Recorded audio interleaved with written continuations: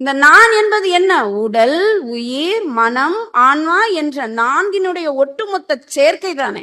உடம்புக்கு மட்டும் போஷாக் கொடுத்துட்டு இருக்கோமே, இந்த உடம்பை கடந்து இருக்கிறதே விஷயங்கள், அதுக்கு யார் சாப்பாடு போடுவா? இந்த உயிர்னு இருக்கே, இந்த மனம்னு இருக்கே, ஆன்மான்னு இருக்கே, அதை பற்றி கவலைப்படுவதே இல்லை. அது நலிவுறும் பொழுதுதான் இப்படிப்பட்ட துன்பங்களுக்கு ஆளாகிறோம். அப்ப இந்த தர்ம சிந்தனை குறைந்து விடும். கருணை நம்ம கிட்ட இருக்காது. கருணை ஒன்று வளரட்டும் மனிதர்கள் கிட்ட, மொத்த குணமும் உள்ள வரும். வாய்மை, தூய்மை, நேர்மை, சத்தியம், தர்மம்,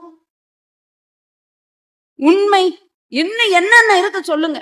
நிறைமனம், சகிப்புத்தன்மை, விட்டு கொடுத்தல், தியாகம், மரியாதை, எல்லாம், பொறுமை, பட்டியல் போடுவாரு பாருங்க, ஒழுக்கம், எல்லா பண்புகளும் கருணை என்ற ஒரு பண்பு இருந்தால் உள்ள வந்து. இந்த கருணை தான் ஒரு காலில் கொஞ்சம் தாங்கிட்டு இருக்கான், மத்தெல்லாம் மறைஞ்சு போச்சு. அப்ப இந்த தர்மத்தை நிலைநிறுத்த வேண்டும் என்றால் கருணையை நாம் கொண்டு வர வேண்டும். இதுதான் வள்ளல் பெருமானாரினுடைய மார்க்கம்.